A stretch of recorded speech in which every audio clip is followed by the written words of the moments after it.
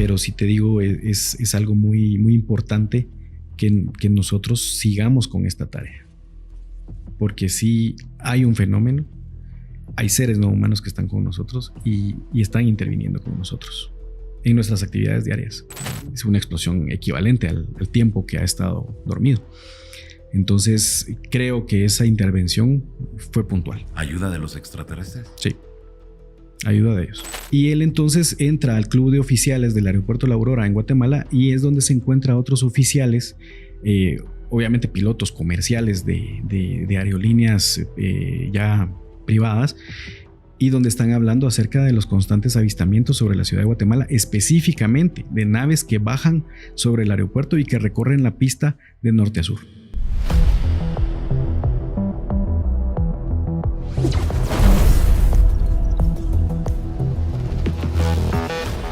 Amigos, un gusto saludarlos. Mi nombre es Johanan Díaz Vargas. Bienvenidos sean ustedes a un episodio nuevo de Encuentros Extraordinarios. En esta ocasión les voy a presentar la casuística ovni, la casuística contactista de Guatemala.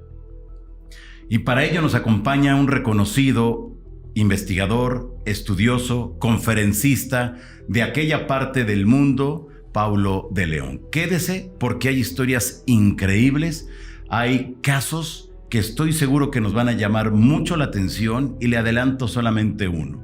¿Sabía usted que en 1620 una extraña luz se aparecía en un cerro y después de un exorcismo dejó de aparecerse?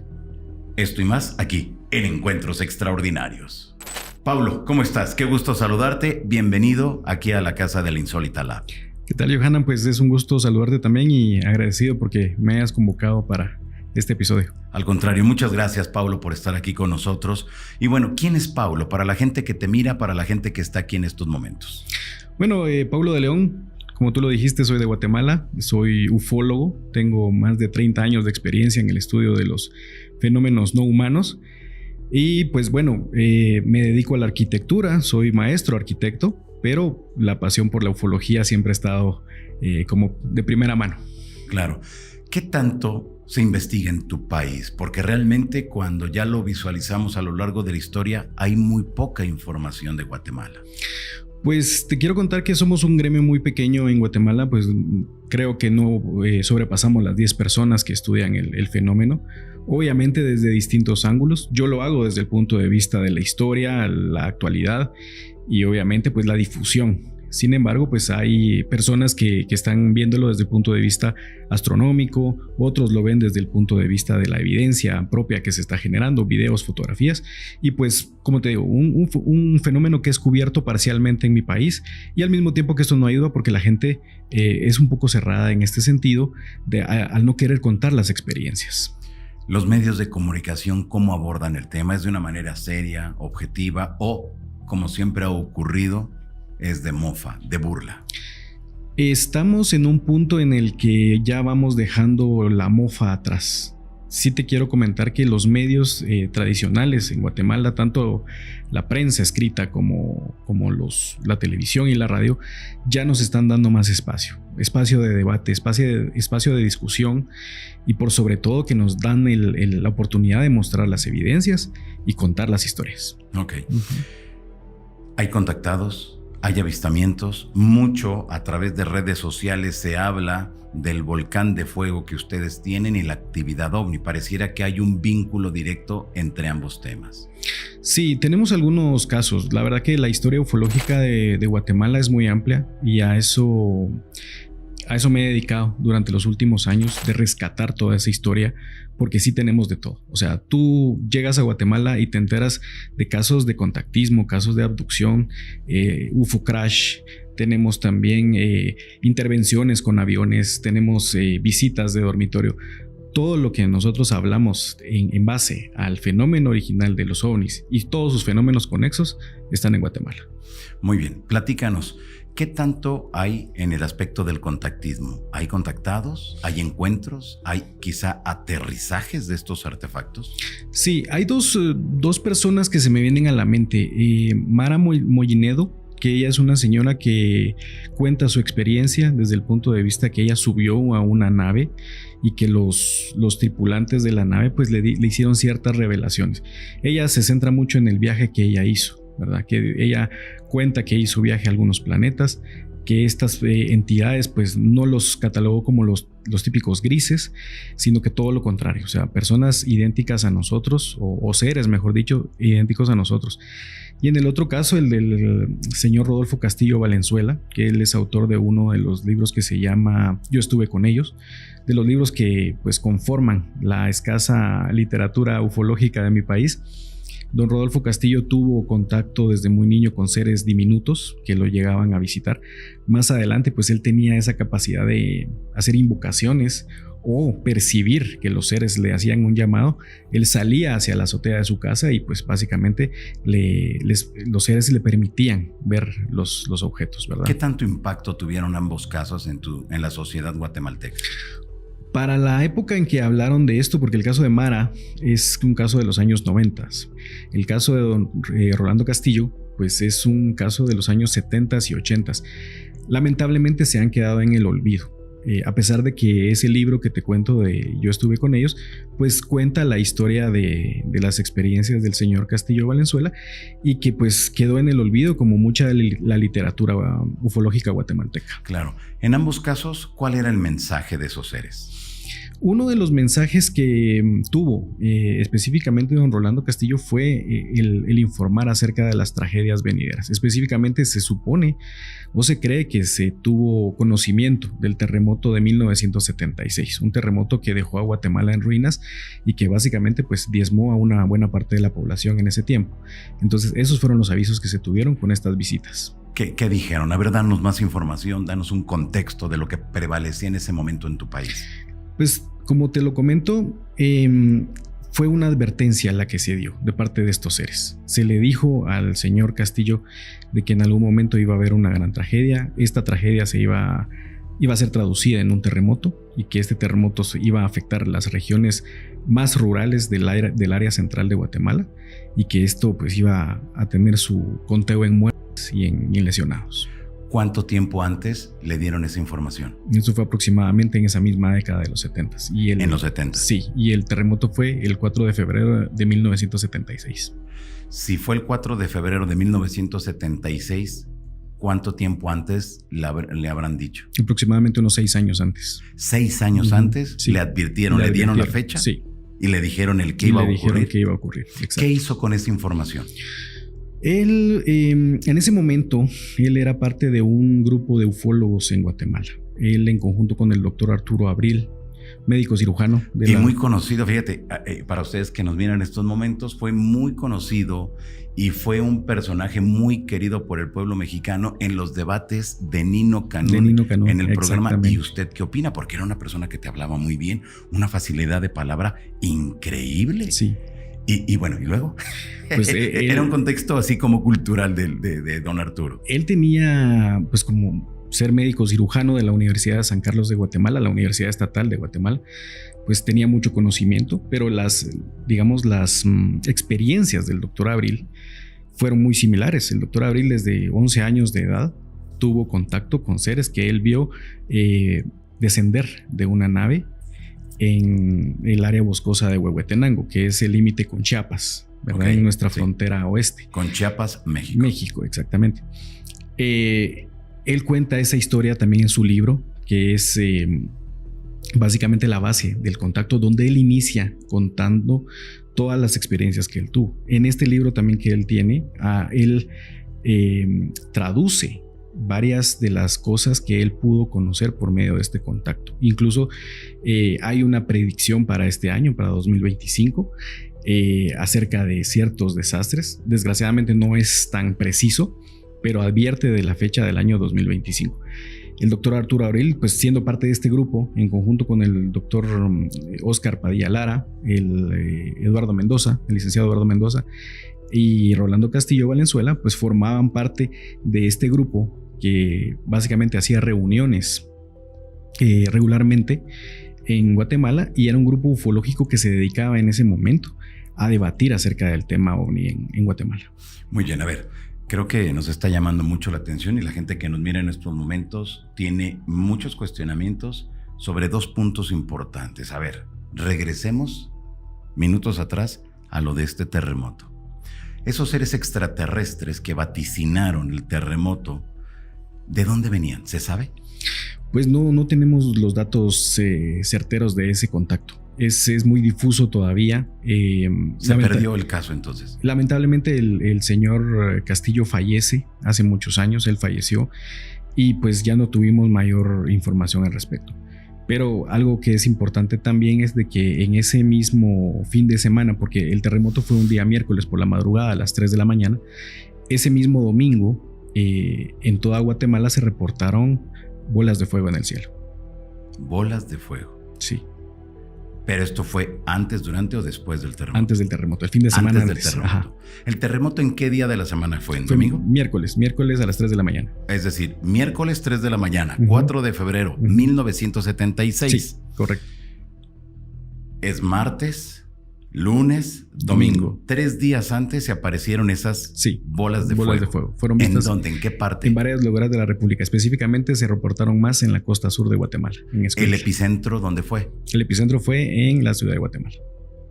¿Estaríamos hablando como que en el mero centro de tu país? Bueno, ¿O hacia de dónde hecho fue donde más afectó. Pero el epicentro yo sospecho que debe haber sido en la zona de subducción, que es en la costa sur. O sea que esas esferas o esos objetos o esas luces coincide con el epicentro del terremoto. Correcto. ¿Se sabe cuántas personas hayan fallecido? Uy, yo creo que fueron más de 50,000 personas. Fue algo muy duro para Guatemala. 50,000 personas.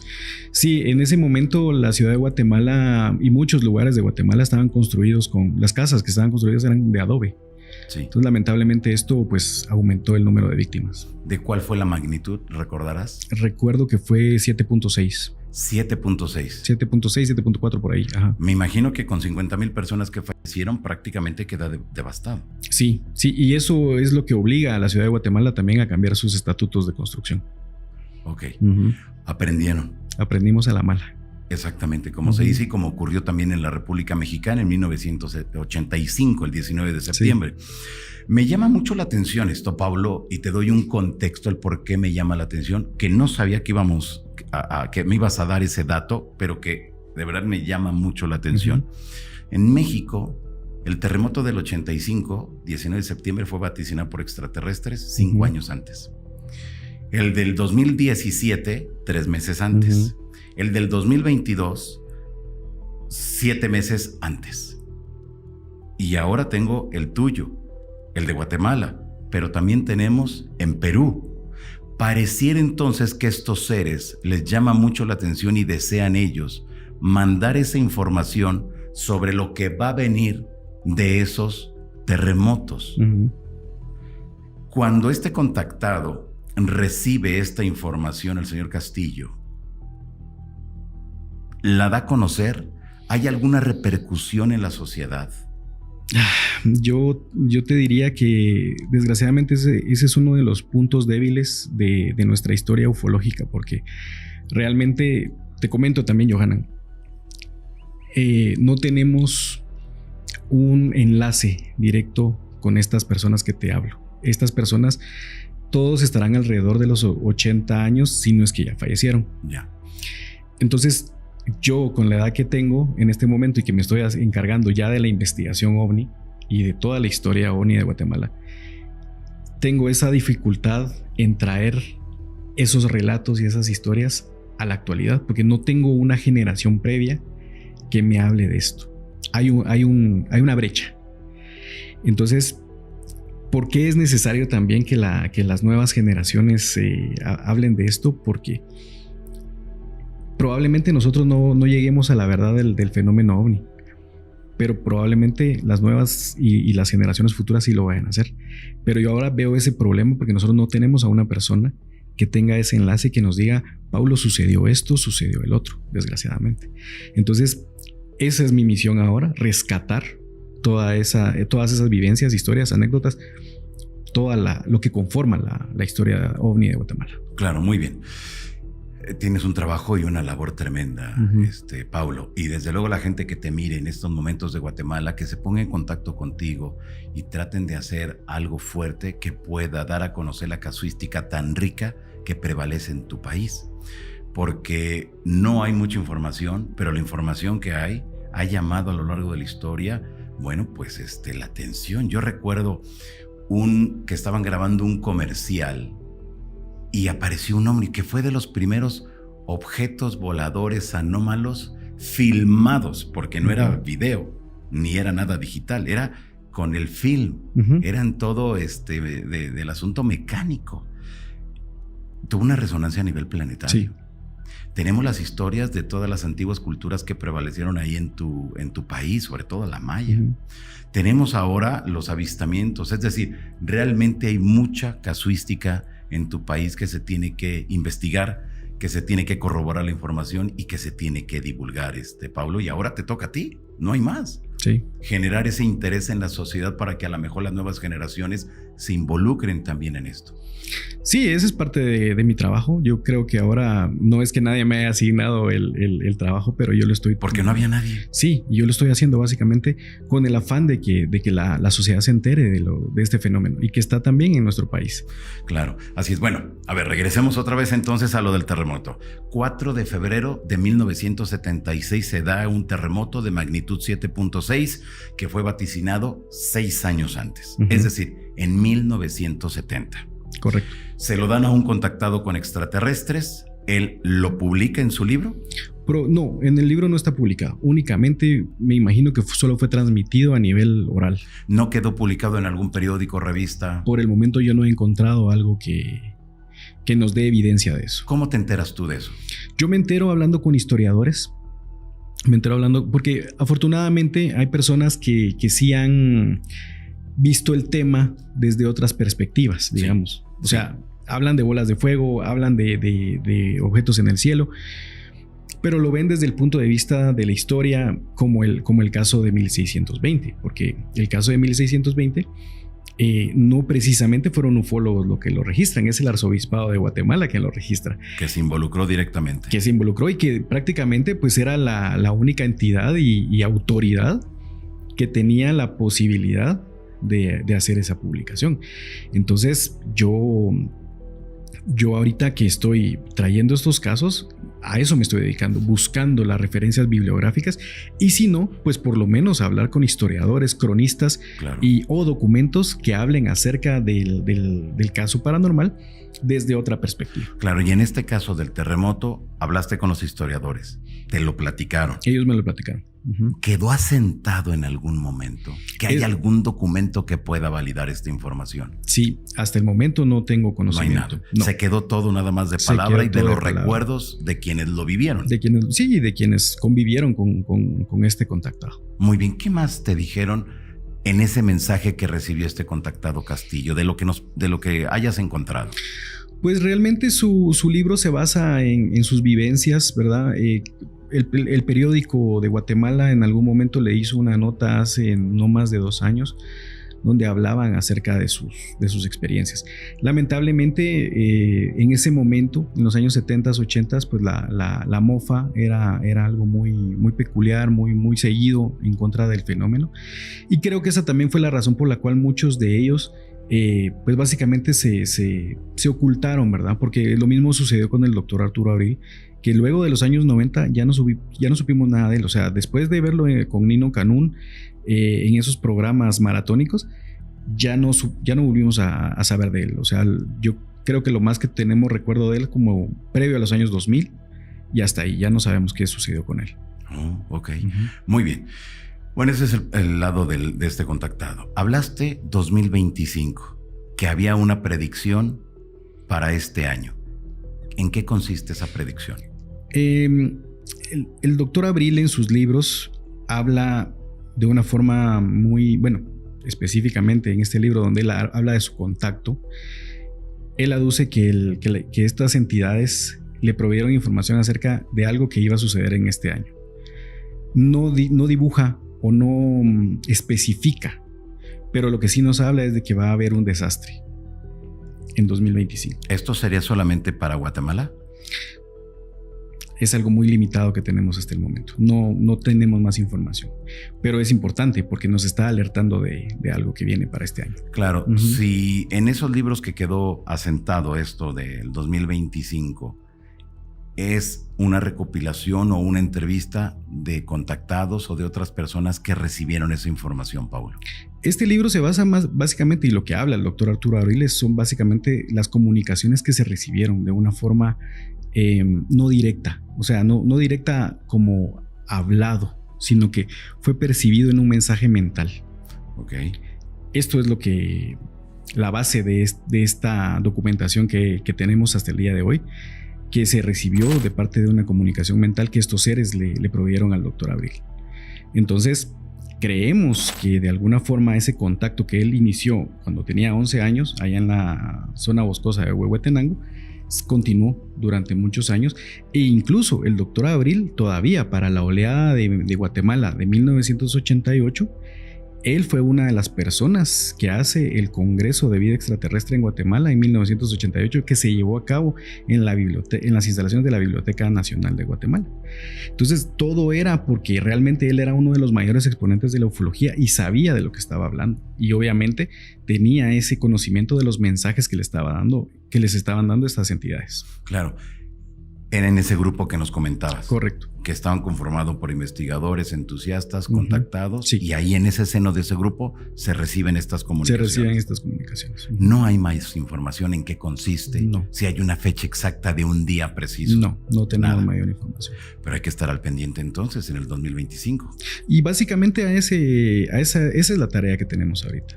Porque no es que no existan documentos. Existen. Desgraciadamente, hay que verificar un gran volumen de información que está obviamente en la hemeroteca, en el Archivo General de Centroamérica, la Biblioteca de Guatemala, incluso la internet hasta el día de hoy es una gran base de muchas de las cosas que sucedieron, porque también fue en internet donde yo me entero de que también queda registrado en las crónicas de la historia de Chiapas y Guatemala, de que en 1653 también hubo un avistamiento de bolas de fuego en la ciudad de Santiago de los Caballeros, que hoy es Antigua Guatemala. Ok, muy bien. Ahí está. Tenemos estas dos profecías, por llamarlo de alguna manera, Paulo. La del terremoto, 4 de febrero 1976, que fue un terremoto que pues devastó prácticamente tu país, 50,000 personas. Nos has dicho, ¿no? Bueno, hay que darle seguimiento porque estoy seguro que ahí se puede desprender mucha otra información referente al interés de estos seres en advertirnos de esos terremotos que estarían por llegar. Claro. Eso me llamó mucho la atención, Pablo. Muy bien, pero también tenemos esa otra parte de que algo importante sucederá en este año, 2025. Y hay que estar muy al pendiente. Y si usted que nos mira es de Guatemala, esté muy al pendiente, y si ven algo extraño, algo anómalo, repórtenselo a Paulo, repórtenlo aquí con nosotros para darle seguimiento y tratar de entender, Paulo, qué es eso que pudiera ocurrir para este 2025. Claro. Muy bien, vámonos ahora con los avistamientos. 1620. ¿Cómo encuentras esa información de 1620 y qué sucedió en ese momento? Fíjate, Johanan, que era como te decía, yo me entero de este fenómeno, este evento, con un libro que se llama La calle donde tú vives, del autor Héctor Gaitán, de Guatemala. Pero Héctor Gaitán se basa en hacer un análisis cronológico y anecdótico de cómo inicia la sociedad guatemalteca, cómo eran los inicios con la colonia y obviamente, bueno, la conquista, luego la colonia. Y entonces, incluso el título del capítulo se llama Las luces del Cerrito del Carmen.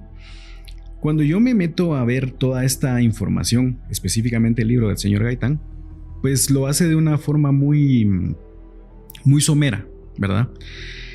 Luego, con la búsqueda de información es donde llego a estos documentos, las crónicas de la historia de Chiapas y Guatemala. Ahí es donde se encuentra mucha información. Y entonces, paralelamente, también encuentro un periódico que se llama de la misma manera, La calle donde tú vives, del año 76. Es en este periódico donde a mí me da mayores referencias y me hacen la referencia de un historiador, don Domingo de Chiapa. Entonces me me reúno con estos investigadores y estos historiadores y les pregunto si ellos conocían a algún historiador que se llamaba Domingo de Chiapa. Y pues aparece Domingo de Chiapa en las crónicas de la historia de Chiapas y Guatemala como el testigo principal de lo que sucedió. Resulta que en 1620 se acababa de construir lo que es la ermita del Cerrito del Carmen. El Cerrito del Carmen en Guatemala es un punto icónico del centro histórico de la ciudad de Guatemala, la ciudad capital. Y entonces en 1620 aparentemente se aparece una luz en la nave central de la ermita, sale de la iglesia y entonces en ese tiempo lo único que había en ese lugar eran rancherías de hacendados españoles que habían venido de Cuba. Traían ganado vacuno de Cuba y pues estos españoles se encontraban ya radicando en lo que hoy es la ciudad capital de Guatemala. Esta luz que aparece encima de la iglesia empieza a volar en los alrededores del cerrito y a derramar un fluido incendiario. Todas las rancherías se queman, los habitantes salen corriendo despavoridos y este es el relato del 16 de julio de 1620. Previo a eso, un residente del área que se llamaba José María Axín tenía a su hijo con ciertas dolencias y él le había pedido a la Virgen del Carmen, la Virgen que es que obviamente era venerada en esa iglesia, le pide que alivie los males de su hijo. Lamentablemente a los días, el hijo de José María Axín fallece. En estado de ebriedad, José María profiere algunos insultos y oprobios a la Virgen del Carmen y el 16 de julio siguiente es donde se aparece esa luz y hace ese incendio en todos los alrededores. Pero no se queda ahí, porque luego en 1649 la historia se repite. Y tenemos otros 4 avistamientos en 1680, 1681, 1688 y 1691. Y en las 6 ocasiones se da lo mismo. Esta luz aparece de la iglesia, rodea y sobrevuela el cerrito y derrama ese fluido incendiario que incendia nuevamente. Los residentes afirmaban que también luego de la quema, un olor muy penetrante se percibía en todo el ambiente. Y es cuando el arzobispado de Guatemala toma la decisión de erigir una cruz de Caravaca en el atrio de la iglesia. Para este momento ya la iglesia había tenido ciertas remodelaciones, pero es donde se aprovecha a hacer la construcción de esta cruz de Caravaca que hasta el día de hoy existe en ese lugar y celebran un exorcismo. Pasado el exorcismo, las visiones de estas naves o estas luces cesan. Qué interesante esto que nos estás mencionando, Paulo. Uh-huh.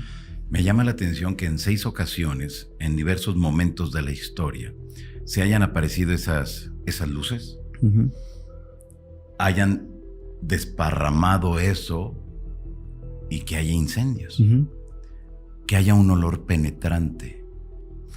¿Alguien le dio seguimiento en aquellos momentos? ¿Qué dicen las crónicas? ¿Alguien como que trató de descubrir qué elemento era eso que habían desparramado? Se quedó asentado en documentos de la época, esas crónicas, como te comento. Luego la Sociedad Antropológica de Guatemala habla de eso al respecto, pero como te lo digo, no se le da mayor seguimiento. La justificación hacia el fenómeno era un tema demoníaco, era obra del demonio, era un castigo de Dios. Y por eso la lumbre. Exacto. Y por eso también la culpa hacia este residente, a José María Axín, porque se suponía que por los oprobios que él había proferido, esto había sucedido. Y como todo sucede en el siglo XVII, o sea, los 6 avistamientos, sí, todos y en cada uno de los avistamientos, todos recordaban los oprobios del 16 de julio de 1620 de José María. O sea, le echaban la culpa a él de los 6 avistamientos. Claro, llegamos al 2025, Paulo, y en algún otro momento, después de esos 6 avistamientos, de esos 6 incendios que provocó, ¿sucedió nuevamente? Ya no volvió a suceder. Pero te quiero comentar algo. El Cerrito del Carmen en Guatemala es uno de los lugares más paranormales que existen en Guatemala hasta el día de hoy. ¿Por qué? ¿Qué sucede? Porque también cuando la sociedad guatemalteca empezaba ya a poblar esa área, porque el traslado de la ciudad, te quiero comentar que en ese momento era la ciudad de Antigua Guatemala la capital de Guatemala. Y la capital de Guatemala se traslada en 1773 desde Antigua, lo que hoy es Antigua, Sí. a la actual capital. Entonces, en ese momento no habían tantos pobladores cuando fue lo que sucedió. Ya cuando ellos llegan y se empiezan a establecer que ya se hace el traslado entre 1773 y 1776, esa área se empieza a tornar de una forma paranormal por muchas cosas. Fue el sitio donde se hacían las ejecuciones de los que tenían pena de muerte. Ese es otro dato. Otro dato interesante es el tema de que muchas de las leyendas de Guatemala con respecto a entidades o fantasmas o aparecidos se llevan a cabo en el Cerrito del Carmen. Hasta el día de hoy, en los días de Halloween o los días de muertos, se habla acerca de eso en los alrededores, ¿verdad? Todos hacen un tour acerca de las leyendas de Guatemala, ¿verdad? Y siempre ha sido un lugar paranormal. Hasta el día de hoy yo no tengo tampoco conocimiento porque pues desgraciadamente no he revisado documentos de antropología, porque yo sospecho que debajo del Cerrito del Carmen debe haber alguna estructura prehispánica. Esa es mi sospecha. Desde luego. Uh-huh. En ese Cerrito del Carmen, ¿en qué parte de tu país se encuentra? Se encuentra en la ciudad capital de Guatemala, específicamente lo que hoy es el centro histórico, en la parte noreste del centro histórico. Ok, y es un lugar que toda la gente va entonces. Toda que la es muy gente conocido. va. Y también como la feria es el 15 de julio, la feria Sí. de la Virgen del Carmen es el 15 de julio, pues siempre se tiene una feria en esa fecha ahí. Entonces es interesante hablarlo porque cuando pues se tenía ya a los primeros habitantes, ya se tenían esas historias paranormales. El carretón de la muerte, la llorona, etcétera, etcétera. Claro, pero todo en ese mismo lugar. Todo en ese mismo lugar. Todo gira en torno ahí. Claro. Muy bien. ¿Quedó esto asentado en las crónicas de 1620? Sí. En aquellos momentos. Sí, en aquellos momentos. O sea, se pueden encontrar la sí, documentación. correcto. Muy bien. Aparte de esa explicación del demonio, del maligno que estuvo incendiando esa zona, ¿era muy extensa la zona que se quemaba o era así algo chiquito?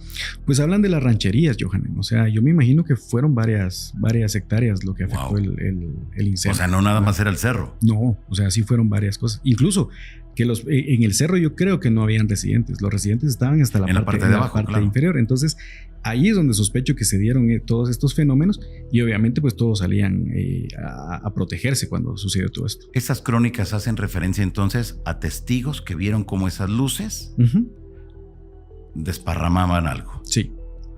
Y empezaba a arder. Sí, correcto. Un olor penetrante. Un olor penetrante. ¿En ese momento esas crónicas hacen referencia a algo que conocieran en ese momento? No, pero digamos la sociedad sí tenía claros ciertos fenómenos, porque en ese momento también yo he leído partes de las crónicas y hablan acerca de cosas sobrenaturales que pasaban, digamos por ejemplo la erupción de un volcán, y que sí, o sea, ellos lo tenían claro que era ese fenómeno, ¿verdad? O sea, los registros del arzobispado también registran cosas así. Por ejemplo, previo a lo de 1620, también se hablaba de unas luces misteriosas que se habían visto en Honduras.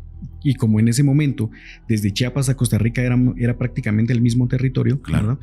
Entonces, esas crónicas las asentaba el arzobispado y hablaban de todo el territorio. Entonces, todos los fenómenos paranormales de esa época están registrados ahí. Qué fuerte. Qué fuerte y qué interesante, Paulo. Pero nos damos cuenta que esa es ahí la importancia del trabajo que tú estás realizando, rescatar esas crónicas, rescatar esos hechos anómalos del siglo XVII y que imagínate todo lo que te puedes encontrar ahí en los siguientes años después de 1620. Sí, y de forma casual, Johanan, yo me entero ahí también de que en 1653 en la ciudad de Santiago, la ciudad que hoy es Antigua Guatemala, también hubo apariciones de bolas de fuego que se vieron en el sector del Calvario. Entonces, que es un sector también muy religioso, es un sector donde hay una iglesia y que pues me llama la atención que tengamos estas apariciones en conjunto con esa presencia religiosa. Exactamente. ¿Qué tanto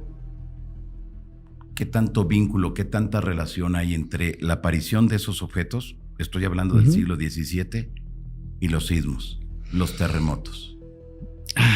Mira, Johanan, yo creo que hay una relación directa, porque el traslado de la ciudad se da por sismos, se da por terremotos en 1773, ¿verdad? Que se da el traslado. La razón es por los constantes desastres. Y en específico fueron por los terremotos de Santa Marta, que esos terremotos se dieron en esa época, en 1771, 1772 por ahí, y que se toma la decisión de trasladar la ciudad al Valle de la Ermita, que es donde hoy está la ciudad de Guatemala. Claro, pero estaban presentes entonces. ¿Qué es lo que veían? ¿Luces? ¿Veían objetos? ¿Veían algún tipo de artefacto volador? ¿Cómo lo describen en esos momentos? En ese momento lo que se habla es bolas de fuego. Nada más. Bolas de fuego. Bolas de fuego. ¿Lo relacionaban con algún otro fenómeno paranormal quizá, como brujas, el diablo? No, pero sí, yo lo que veo es de que se repite mucho el castigo de Dios. Se habla mucho del castigo de Dios. Era un pueblo pecador entonces. Pues no. ¿Cómo así lo hacían? Querían hacerlo sentir, pues. Pues sí, o sea, me imagino que esa era una justificación. Incluso el tema del castigo de Dios yo lo he encontrado incluso en periódicos de 1978, que todavía se habla en las regiones rurales de Guatemala, se habla del castigo de Dios al ver ovnis. Entonces me resulta que es como que algo que ya está incrustado. O sea, el ver un fenómeno en el cielo que es inexplicable es un castigo de Dios. Ya, ok. Esa fue la interpretación durante mucho tiempo entonces en tu país. Sí, correcto. ¿Hay alguna explicación para esos incendios que provocaron esas luces o esas bolas de fuego? No, yo estoy asumiendo que es un contacto del segundo grado, donde ya tenemos una presencia de un fenómeno conexo, ¿verdad?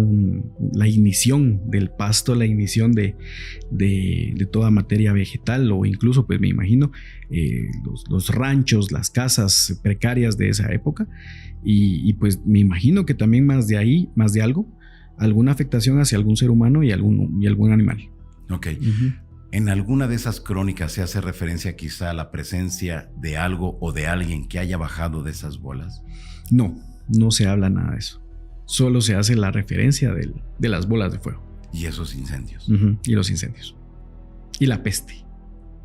La peste del día siguiente. Después de que ya había parado las llamas.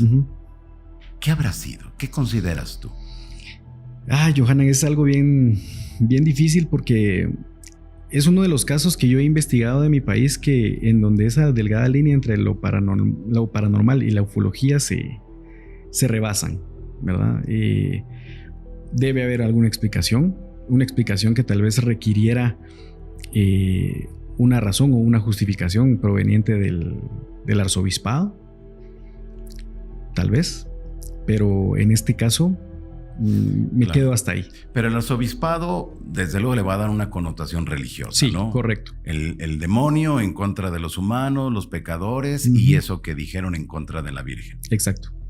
¿Que esa va a ser la explicación? Esa va a ser la explicación. Pero por parte de la iglesia no hubo una mayor investigación. No. Y hay un archivo del arzobispado en Guatemala que me imagino que ha de tener más información, pero estamos haciendo las gestiones para ingresar. Muy bien. Llegamos a los tiempos modernos y nos damos cuenta que hay el volcán de fuego. Muchos avistamientos y que afortunadamente hay cámaras que lo están monitoreando las 24 horas del día, los 365 días del año. ¿Y qué has encontrado? Me he encontrado también con que el primer avistamiento sobre el volcán de fuego se da el 14 de marzo de 1950. Es un ciudadano norteamericano de nombre John Townsend Sackett, que estaba de viaje en Guatemala y él hace la observación de un objeto encima del volcán de fuego. Él estaba básicamente viajando de Antigua Guatemala hacia la ciudad de Guatemala en 1950, y lo curioso es de que él no hace o no decanta su historia en Guatemala, sino que la decanta en Estados Unidos. Él viene y la cuenta en Estados Unidos y la cuenta como parte de una información que se le da a la Fuerza Aérea de los Estados Unidos. Y ese es uno de los casos que queda asentado en el Libro Azul de Guatemala, específicamente como el estudio de la Fuerza Aérea de los Estados Unidos. Entonces el relato del señor Townsend Sackett habla acerca de un dirigible de color dorado y verde del tamaño de 2 DC-3, de 2 aeronaves DC-3, y que estaba surcando el cielo encima del volcán de fuego. Esa es la primera referencia. Es interesante porque se asienta en el Libro Azul. Hay muchos libros que hablan acerca de esa primera observación que hace un ciudadano norteamericano, y ahí es donde comienza la oleada de Guatemala de 1950, que es pues prácticamente un fenómeno igual que se dio en México en 1950, porque al día siguiente que se estaban celebrando los Juegos Panamericanos en Guatemala, en la ciudad de Guatemala, muchas personas que estaban presenciando la final del fútbol entre Guatemala y Honduras en el Estadio de la Revolución en esa época, pudieron ver también un objeto que iba surcando el cielo de este a oeste sobre el Estadio Nacional, que hoy es el Estadio Mateo Flores. Y luego de eso, en esta oleada es donde tenemos también en esa semana del 17 al 23 de marzo de 1950, tenemos también un argumento por parte de un sargento de la Fuerza Aérea Norteamericana de apellido Hall, que él era piloto de la base de Brooklyn en Mobile, Alabama, que él tuvo que aterrizar en Guatemala por temas de escala, me imagino, a reabastecerse de combustible. Y él entonces entra al club de oficiales del aeropuerto La Aurora en Guatemala, y es donde se encuentra a otros oficiales, obviamente pilotos comerciales de aerolíneas ya privadas, y donde están hablando acerca de los constantes avistamientos sobre la ciudad de Guatemala, específicamente de naves que bajan sobre el aeropuerto y que recorren la pista de norte a sur. Qué interesante esto. Ya que para recorren 1950. la pista de aterrizaje. Y el sargento Hall, una vez que llega a la base aérea de Brooklyn en Mobile, le comenta esto a su superior, y el superior lo reprende y le dice que no debe estar hablando de ovnis y que quite esas ideas de su cabeza. Pero esta es la segunda aparición de Guatemala en el Libro Azul, también en 1950. Investigado entonces desde luego por las autoridades de la Fuerza Aérea de Estados Unidos. Sí, investigado. Entonces esos dos casos en menos de una quincena. Claro. ¿Cómo se enteraron en Estados Unidos de lo que ocurría en tu país? Esta situación primero llama la atención por estas dos informaciones que dan, ¿verdad? Este ciudadano y el sargento Hall. Pero en 1950 yo sí he investigado de que muchas personas vieron ovnis durante todo ese año. En 1950 yo digo que también es otra parte de la historia guatemalteca ovni muy, muy, muy fuerte por la cantidad de avistamientos que se tuvo. Porque acababa de pasar lo de Roswell también, pero me tengo que ir también un poquito más atrás, Johanan, porque en 1945, previo al accidente de Roswell, se tuvo el accidente de Mataquescuintla en Guatemala también. Entonces, un choque ovni en la región central de Guatemala, en el estado de Jalapa. En la ciudad de Mataquescuintla cae un ovni también con 2 ocupantes. ¿Eso en qué año fue? Eso en 1945. 1945. Sí. ¿Qué dicen las crónicas de ese momento? En ese momento, el fenómeno o el evento queda más en los argumentos y lo que dijeron los testigos. La testigo principal era una señora que se llamaba doña María Candelaria Hernández. Doña María Candelaria se encontraba lavando ropa, específicamente de la policía, en el río de la localidad, cuando ella ve como un bólido baja del cielo y obviamente se impacta, expeliendo humo, y se impacta contra la tierra, causa un incendio.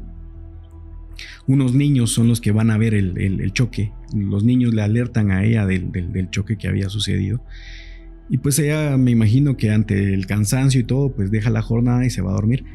Sin embargo, es al otro día, pues en las primeras horas de la mañana, con los primeros rayos del sol, en que ella se encuentra al jefe de la policía, la misma persona a la que le lavaba la ropa, y entonces ellos le muestran una caja metálica con los restos de los seres. 2 seres de aproximadamente 60 centímetros de estatura y que están chamuscados, unos seres pues de una estatura muy pequeña.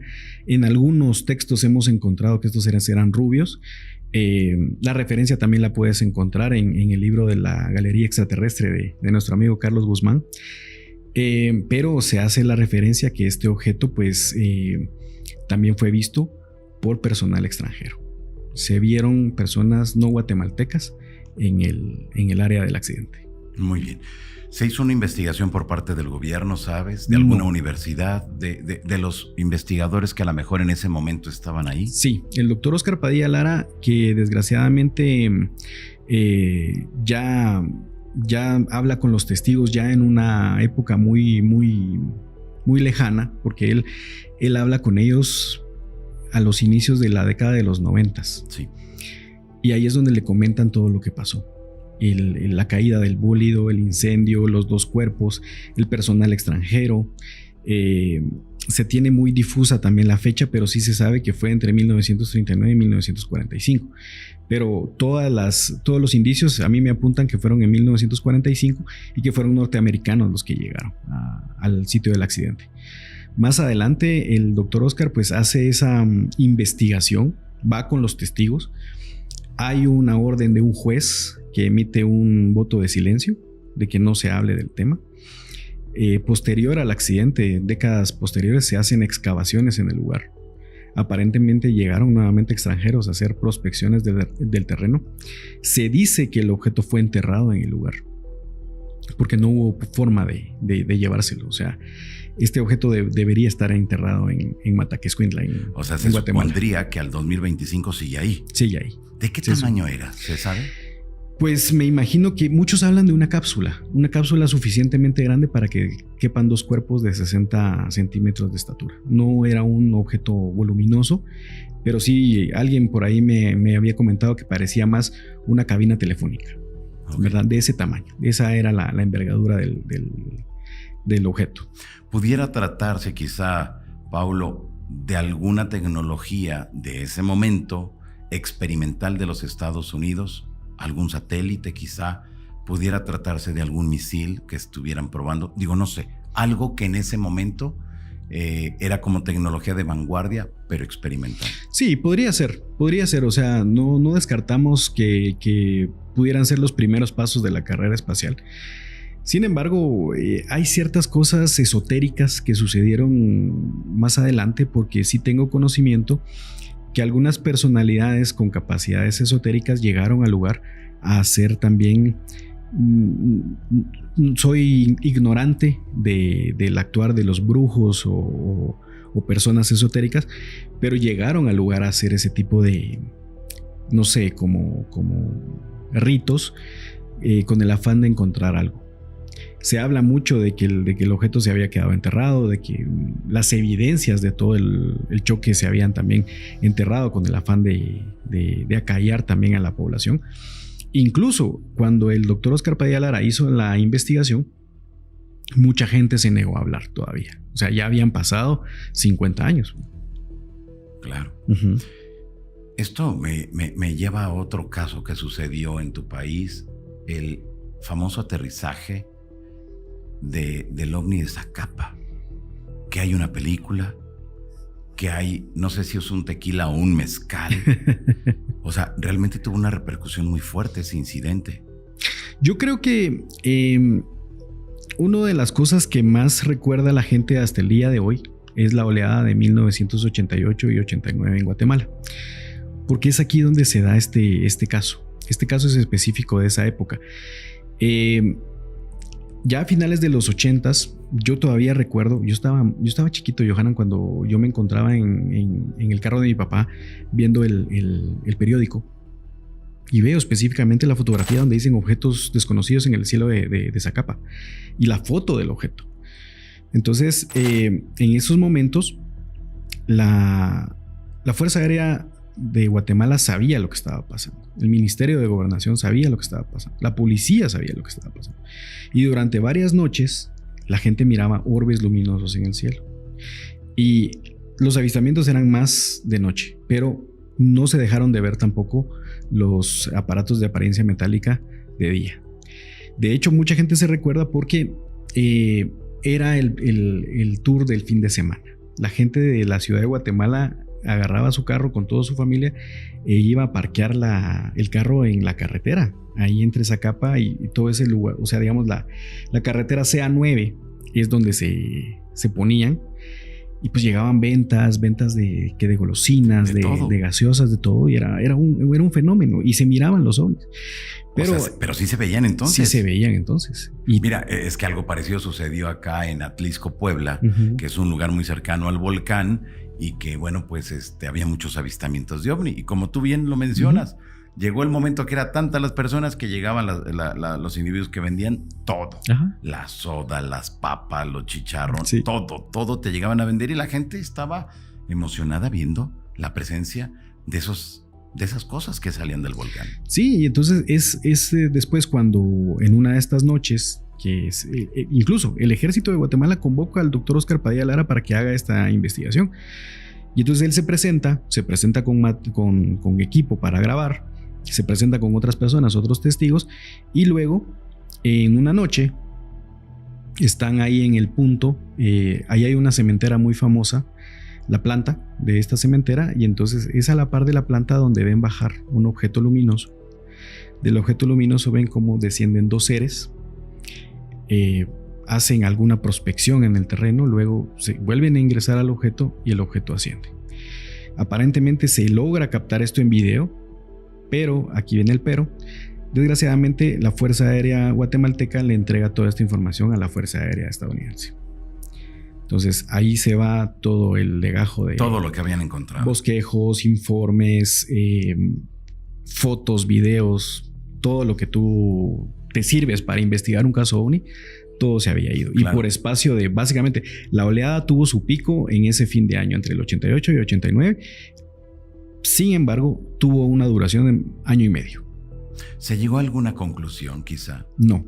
¿Las autoridades estadounidenses en algún momento les dieron después de leer o estudiar todo eso, analizar la información, algunas conclusiones, quizá? No, lamentablemente no. Y hasta el día de hoy yo he estado haciendo consultas al Ejército de Guatemala. He presentado solicitudes de información pública. ¿Y qué te dicen? Que no tienen ninguna información al respecto. No saben nada. No. Creo que por ahí ocultan la situación, ¿verdad? Creo que ocultan la situación. Yo creo que el Ejército de Guatemala no es consciente de lo vital que es proveer esta información a la ciudadanía. Pero en este sentido, ya en cuestión de 2 años, yo he hecho 3 consultas y no he tenido éxito. Ya, muy bien. Creo que tu país tiene una casuística muy rica, Paulo, que es digna de que se dé a conocer, que se entere el mundo de lo que han vivido, de lo que han tenido ahí, y que qué bueno que estás haciendo esa labor de divulgación ahora, porque creo que vamos a aprender mucho de esa casuística tan rica que prevalece en tu país. Contactados, avistamientos, estrellamientos, que estoy seguro que muchas de las personas que nos miran en estos momentos no tenían mayor conocimiento de esto que nos estás platicando. Sí, no, y como te digo, todo ha quedado sepultado en el tiempo y obviamente en documentos, porque hasta el día de hoy quiero ponerlo como ejemplo. Por ejemplo, el archivo histórico de la Policía Nacional de Guatemala se descubre por pura casualidad.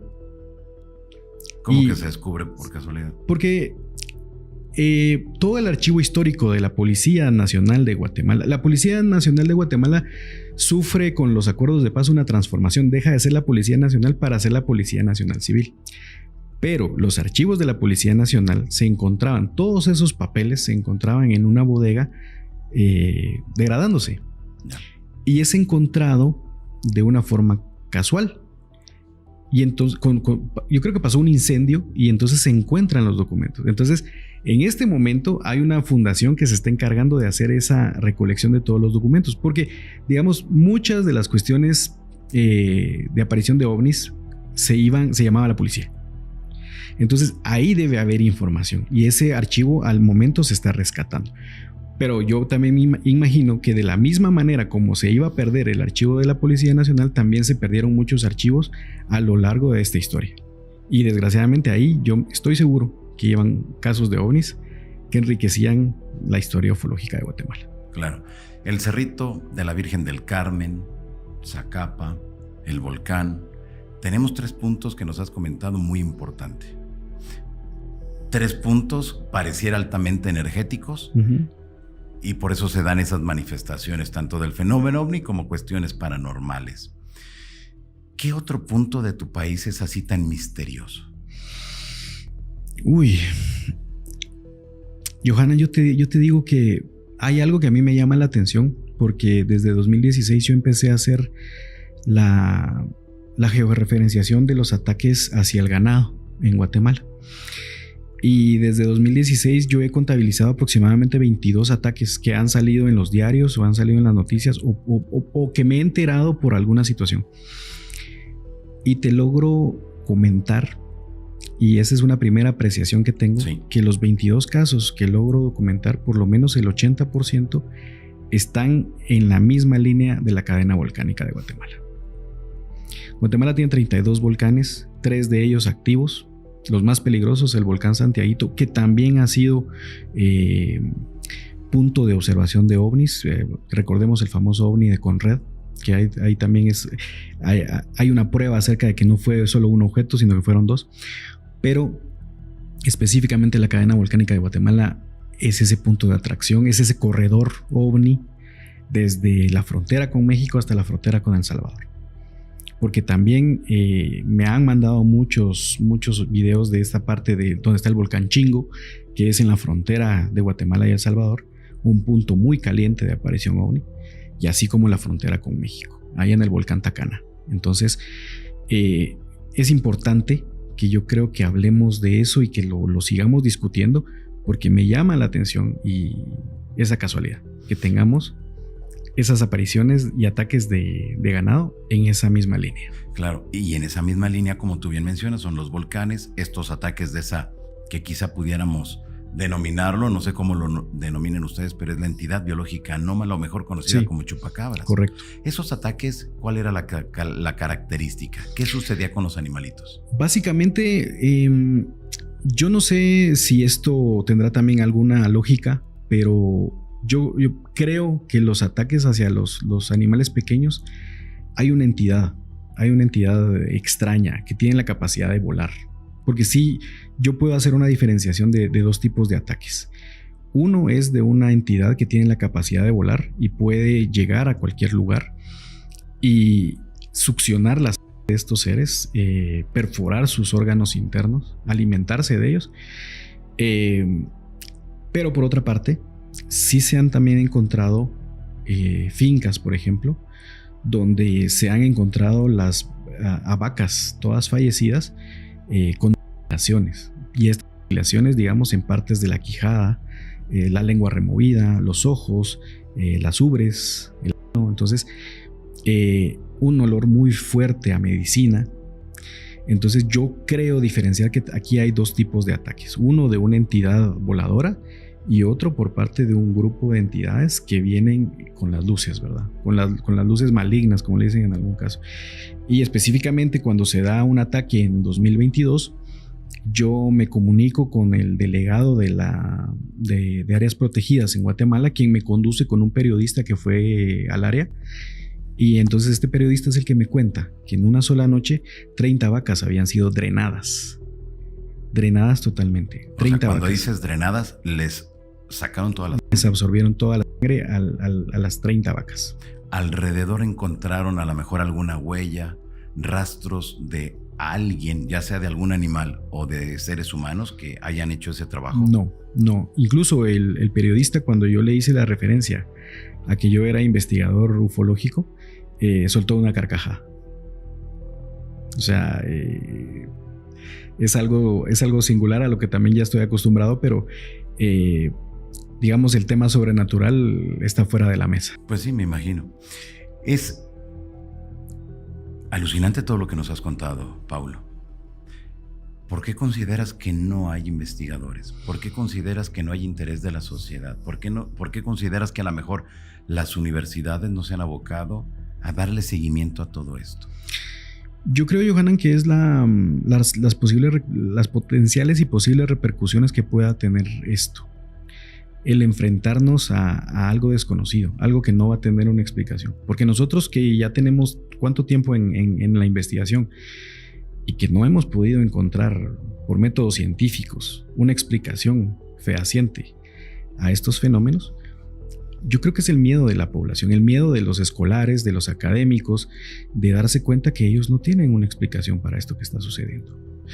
Que si tú hablas con zoólogos y van a ver estos ataques, ellos no van a tener una evidencia de un depredador que es capaz de chuparse la sangre de 30 vacas en una sola noche y quitarles la vida, y que los cuerpos están intactos y que simplemente la sangre desapareció de un momento a otro. Entonces, o que te enfrentes de repente a personas que no saben cómo un hijo desapareció en cuestión de 2 horas, o cómo es que un abducido amanece con señales de que él no era la única persona que estaba en la residencia. Entonces los académicos van a tomarse del pelo en el momento que quieran tomar el tema.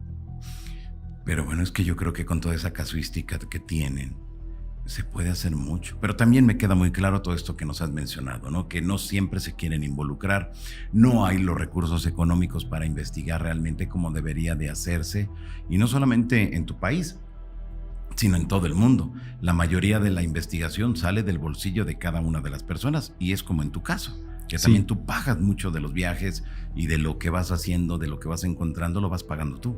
Sí, y me enfrento a esa labor donde, por así decirlo, yo ahorita es las situaciones donde hay una montaña de información y es mi deber básicamente compilarla, digerirla, separarla, transcribirla y transmitirla, ¿verdad? Claro. ¿Por qué te interesó estos temas?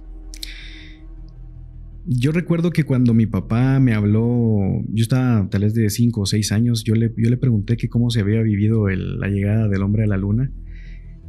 Y él me dice, mira, Pau, porque así me dicen todos, me dice, Pau, fue algo muy bonito, pero cortaron la transmisión, me dijo. Y yo creo que Armstrong vio algo en la luna. Y desde ahí... ¿Te intrigó? Me intrigó y seguí adelante, seguí documentándome, y quiero que la gente sepa que no estamos solos. Ya no solo en el universo, sino que en esta tierra. O sea, yo creo que esa es la pregunta más importante. Claro, desde luego, cuando vas encontrando este tipo de avistamientos, esta parte de esos estrellamientos de estos objetos anómalos, de los contactados, cuando te topas con eso, ¿qué piensas? ¿Qué crees? ¿Tratas de darle una respuesta o en qué te quedas? Bueno, es una satisfacción propia la que he encontrado cuando tengo mi momento de eureka, por así decirlo, cuando encuentro algo que me gusta mucho. Pero al mismo tiempo es darme cuenta de que todos estos fenómenos paranormales no llevan pues obviamente no tienen una explicación lógica, y que nadie en mi país se ha dignado a investigarla, a documentarla, ¿verdad?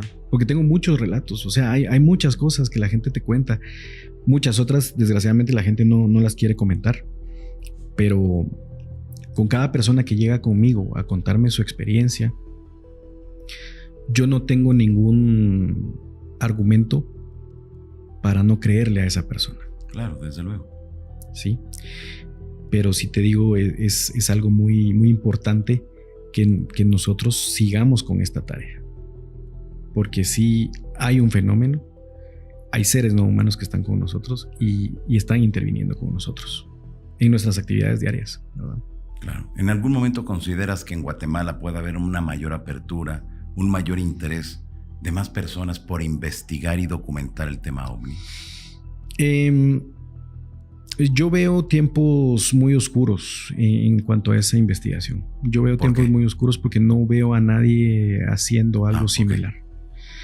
No quiero tampoco que sea un momento de que me pongan mi medalla o que me pongan una estrellita en la frente, pero no veo que alguien tenga una iniciativa similar o que esté haciendo un intento por sacar la historia, ¿verdad? Porque también siento que la historia nos va a responder muchas cosas en el futuro. Cuando ya las cosas estén respondidas, la historia, ahí vamos a atar cabos y vamos a decir, con razón pasó esto en tal fecha.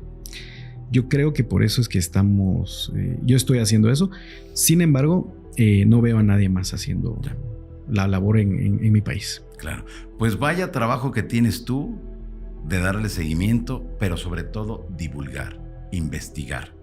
Creo que eso es una labor tremenda que ahora te toca a ti, que tomas en tus manos, Paulo, y creo que esto debes de reventarla con toda esa información que a lo mejor para muchos decir, pues un caso más. Sí, pero un caso más que cuando lo vemos en el contexto latinoamericano tiene mucho interés y tiene mucha importancia, trascendencia.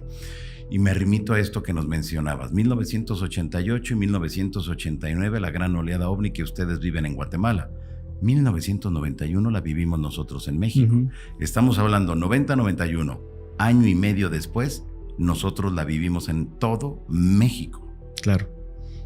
No, y siento que también por el hecho de que seamos países vecinos, regionalmente tenemos que padecer los mismos fenómenos, específicamente hablando del tema OVNI, porque en 1950 fue lo mismo. O sea, 1950 fue crucial también para México en esa oleada y nosotros también. O sea, claro. Esa, ¿cómo te puedo decir? Como que esa investigación por parte de esos entes hacia nosotros se dio en ambos países al mismo tiempo.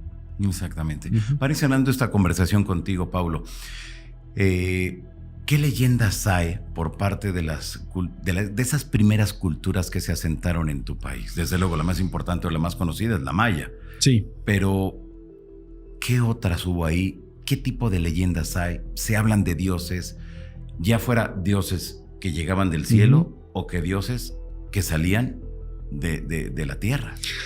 No hace mucho me topé con una pieza documental, Johanan, que yo creo que responde muchas de mis preguntas y decía que los primeros pobladores maya en Guatemala tenían un mapa estelar y tenían acceso a información de los que venían de ahí arriba. Así dice la historia.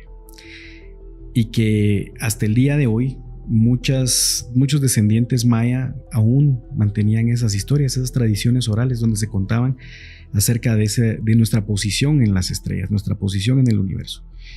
Y que desgraciadamente, porque ya los únicos pobladores lacandones son los que mantienen viva esas leyendas, y que los únicos pobladores lacandones están aquí en México, porque en Guatemala ya no tenemos población de lacandones.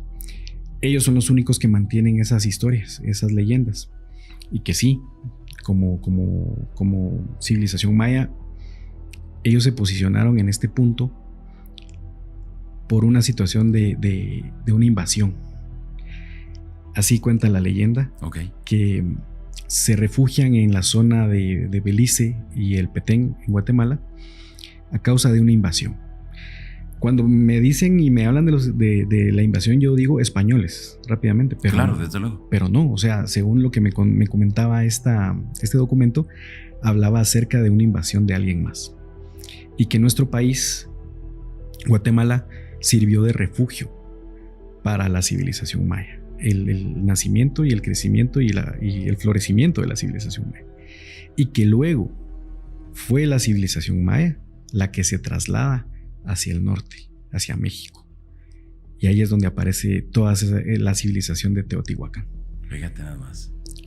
Esa es una pieza que me llena de mucha intriga también. Claro, y nos damos cuenta que en el pasado realmente había una comunicación entre las diversas regiones de Latinoamérica, sí. Lo que ahora conocemos como Latinoamérica, claro. Y que en aquellos entonces había una comunicación, un intercambio comercial, pero también de conocimiento, sí. Paulo. Sí, y este documento que también llega a mí me habla acerca de seres reptilianos, de seres de tez azul. ¿Ah, sí? ¿Qué cuentan? Cuentan acerca de la aparición de este tipo de seres en las selvas guatemaltecas. Pero de piel azul. De piel azul, ajá.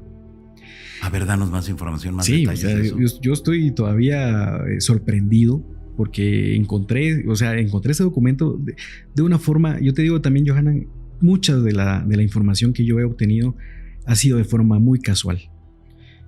Incluso diría yo que de forma dirigida porque siento que alguien me ha dirigido mucha documentación. Podrá sonar sobrenatural, podrá sonar como Pablo nos está diciendo mentiras, pero no, o sea, muchos documentos me han llegado de una forma sorprendente y específicamente de lo que yo estoy buscando.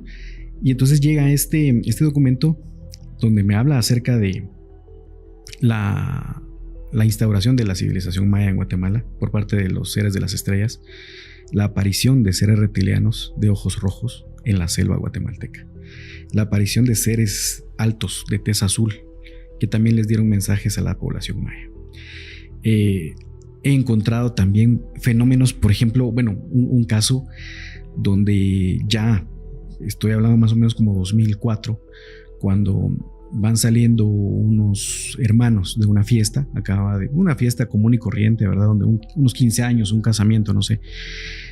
Pero ya todos están metiendo las cosas a los camiones y todo, sillas, mesas y todo, cuando de repente aparece un personaje misterioso. Y este personaje misterioso les pide aventón. Y entonces pues los hermanos vienen, se montan en el camión con las cosas y a él lo dejan en la parte de atrás del camión. Y ellos van bordeando ya en zonas urbanas de la ciudad de Guatemala, cuando de repente ven como dos luces bajan sobre la carretera. Y de repente todos los 5 hermanos o 4 hermanos que eran caen en un profundo sueño. En ese momento es que este personaje que iba con sombrero lo ven adentro de una nave. Y lo que es más interesante es que ven el testigo principal, el único que recuerda lo que sucedió, ve cómo a sus hermanos los llevan a diferentes salas dentro de una nave. Al día siguiente, ese es el único recuerdo que él tiene de ver a este personaje del sombrero, ver cómo personas entidades no humanas conducen a sus hermanos a diferentes salas, y él se despierta a la mañana siguiente sobre el volante de su vehículo y sus hermanos están todos despertando. Las cosas están en el camión y el misterioso personaje ya no está ahí. ¿Qué cosas? Sí. Entonces, de ese tipo han llegado a mí muchos relatos. Claro, es que parecidos. imagínate, me pongo a pensar, Paulo, la cantidad de historias que debe de haber en la selva, la cantidad de historias que al 2025 yo creo que están ahí esperando que alguien llegue, las investigue, las estudie y las divulgue. Sí. A lo mejor pueden ser lugares energéticos, a lo mejor alguna evidencia arqueológica, o seguir entendiendo esas leyendas, esas historias de los pueblos originales que se asentaron ahí en tu país, entre México, Guatemala y Belice, ¿no? Qué interesante todo esto. Sí. ¿Cuál es la historia que más te ha llamado la atención de lo que has conocido, de lo que has investigado, Paulo? Johanna, ahorita estoy inmerso en una historia, la historia del vuelo 601. En 1967, Guatemala tenía su propia línea aérea, Aviateca. En 1967, específicamente el 11 de febrero del 67, el señor Carlos Samayoa y el piloto Castañeda, la dupla de pilotos Castañeda y Samayoa, conducían un DC-6 de Aviateca. Lo volaban por encima de México. Iban sobre Ixtepec, en Oaxaca, cuando de repente ellos se dan cuenta que hay un objeto volador no identificado frente al morro del avión. Es en ese momento que el capitán Samayoa hace un viraje muy brusco para evitar el objeto. El objeto lo sigue por varios minutos y ellos logran aterrizar en la Ciudad de México. Seguidamente de eso, como en ese tiempo las aerolíneas funcionaban de una forma como me imagino yo que era para eficientar el viaje, el vuelo 601 iba de Guatemala a Ciudad de México, de Ciudad de México a Houston, de Houston a Miami y de Miami a Guatemala. Resulta que el capitán Castañeda y el primer oficial Samayoa, cuando hacen ese viraje y aterrizan en Ciudad de México, aquí los entrevista Pedro Ferriz. Y Pedro Ferriz toma la declaración de ambos pilotos acerca de todo lo que pasó con los 60 pasajeros que venían a bordo con crisis nerviosa por lo que había pasado y lo que habían visto. Seguidamente, cuando ellos van de Miami a Guatemala, vuelven a tener otro encuentro en el aire. Aquí es donde ya un objeto les hace el alcance y los acompaña durante varios minutos hasta que aterrizan en Guatemala. Aterrizan a las 9 de la noche en el Aeropuerto Internacional Aurora. Nuevamente, más de 70 personas bajan con crisis nerviosa del avión. Lo que yo había pensado en un inicio, que era un caso nada más de ovnis en el aire, se convierten en 2 casos. Y eso me lo corrobora también don Carlos Guzmán y me lo corrobora también Alfonso Salazar. Investigadores de aquí de la República Mexicana. Son prácticamente historiadores de todo lo que implica. Unas autoridades en ese tema. De los avistamientos de encuentros de ovnis y aviones. Sí, entonces la aviación mexicana, ¿verdad? También en esos registros queda en los registros de la Torre de Ixtepec y las torres de control sobre el Golfo de México, que cubren el Golfo de México. Claro. Sí. Ese es entonces el caso que más te ha llamado la atención. El caso que más me ha llamado la atención porque curiosamente, aquí va un tema tal vez conspirativo de la mano. Lamentablemente, el primer oficial, don Carlos Samayoa, fallece en extrañas circunstancias de cáncer en 1967, a finales de año. Ya. ¿Crees que tenga alguna relación, algún vínculo con lo que pasó? Creo que hay un tema ahí de ocultación. Creo que hay algo donde él tal vez quería ocultarla o querían que él no dijera algo con respecto al caso. Ya. Misteriosamente. Claro, exactamente. En el año 2000, ¿qué habrá sido? 2013... 2014, 2015, tuve la oportunidad de ir por primera vez a tu país. Hicimos una vigilancia ovni y recuerdo que muy cerca del volcán Tacaná se veían muchas cosas. Y la gente, cuando nos preguntaba qué era lo que estábamos haciendo, nos remitía una cantidad impresionante de avistamientos, luces misteriosas, pero lo que más me llamó la atención es que muy cerca de ahí hay una zona arqueológica. Y en esa zona arqueológica del lado de México, en el estado de Chiapas, se habla mucho de seres que habitaban al interior del volcán. Y que cuando esa comunidad quería hacer contacto o que les ayudaran con algún problema que ellos tenían, hacían mucho ruido. Y los dioses bajaban. Los dioses tenían alas. El cráneo era alargado. Lo sé porque estuve en la zona arqueológica, lo sé porque vi la representación de los dioses, vi las estelas que estaban ahí. Es alucinante. Sí. Y estamos hablando entre México y Guatemala, que nos divide así, nos divide una línea, pero realmente somos hermanos. Sí. Y manejamos la misma cultura. Somos el mismo pueblo. Claro, desde luego, y manejamos el mismo lenguaje, las mismas historias. Pero qué interesante eso. Y yo me pregunté siempre, ¿por qué la comunidad ovni de tu país no ha explotado ese tema, no ha investigado el tema y lo ha dado a conocer? Ahora encontré la respuesta, porque no hay quien lo haga. Pero creo que si se sacan ese tipo de historias, podemos llegar a muchas conclusiones de que quizá en el pasado realmente el ser humano tuvo el contacto con esos dioses o semidioses o con esos seres alados que las leyendas y las historias nos cuentan de ese pasado glorioso de nuestra humanidad. Sí, Paulo. Correcto. Interesante, ¿no? Sí.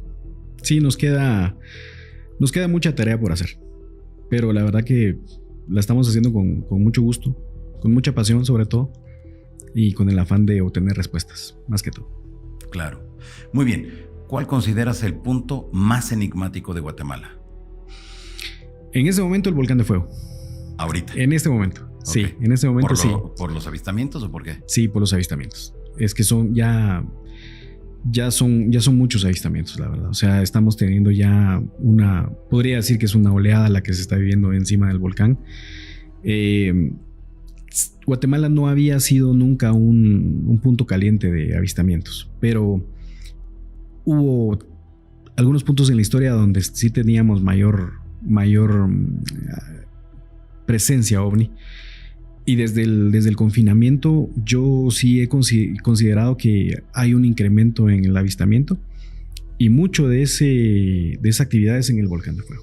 Entonces yo creo que es un punto al que no hay que perderlo de vista. Claro, desde luego, porque nos puede dar muchas sorpresas, Paulo. Sí, y la sorpresa más grande es algo que yo también concluyo, de que recientemente el volcán luego de tener actividad diaria, el volcán hasta el 10 de marzo tuvo 52 días de inactividad. Y es el 9 de marzo por la noche que vuelve a tener erupciones grandes, desgasificación, lanzamiento de material. Pero lo más sorprendente es la aparición de ovnis también con estas erupciones, que no se habían visto durante los 52 días también. Entonces me lleva a pensar que estos seres también están interviniendo en las acciones físicas de la Tierra. Porque nosotros en el 3 de junio del 2018 tuvimos la fatídica erupción del volcán de fuego, donde murieron más de 300 personas.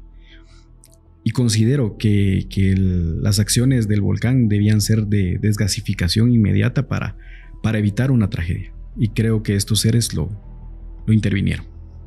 Esa es mi conclusión. ¿Por qué consideras eso, que ellos intervinieron?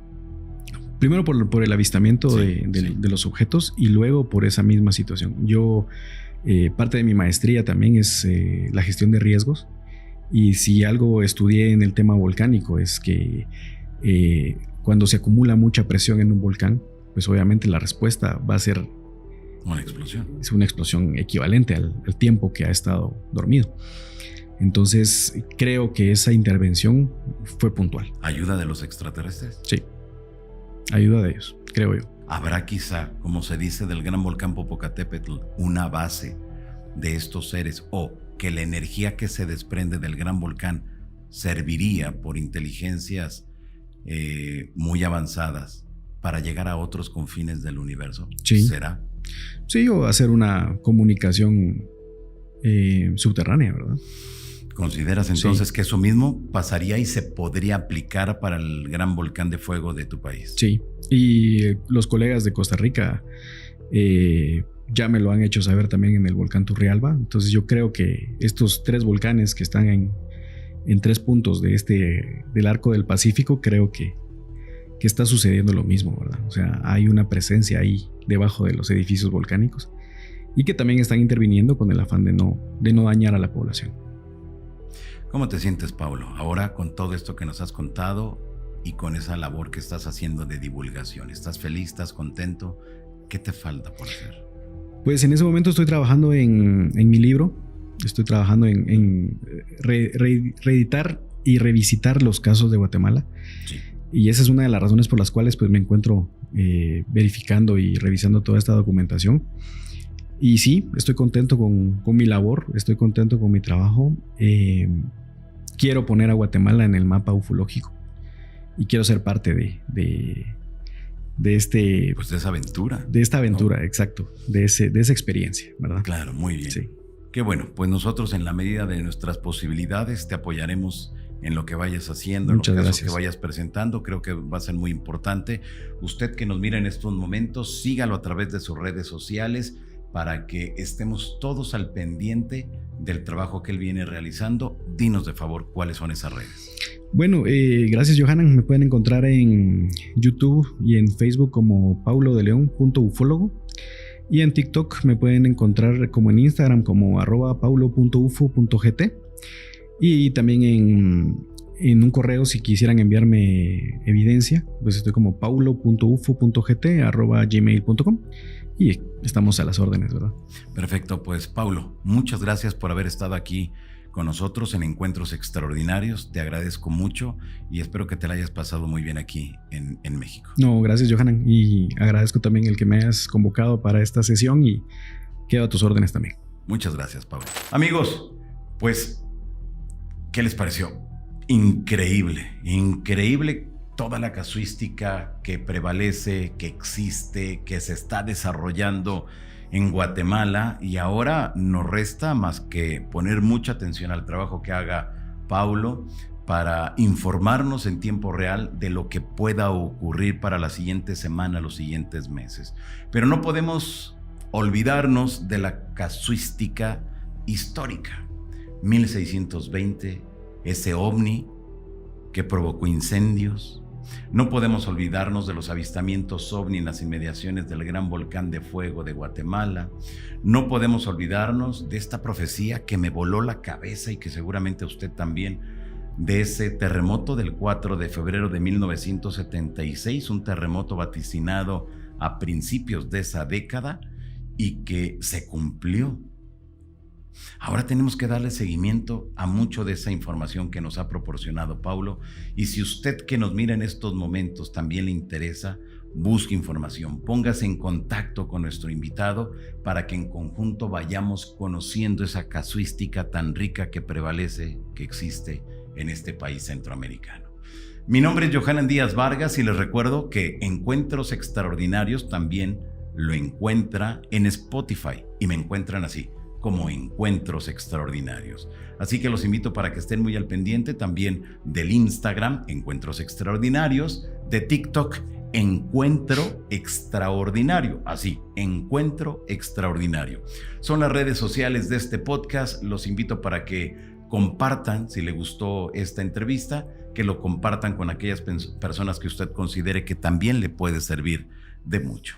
Muchas gracias, los espero aquí la próxima semana en un nuevo episodio de Encuentros Extraordinarios. Hasta entonces.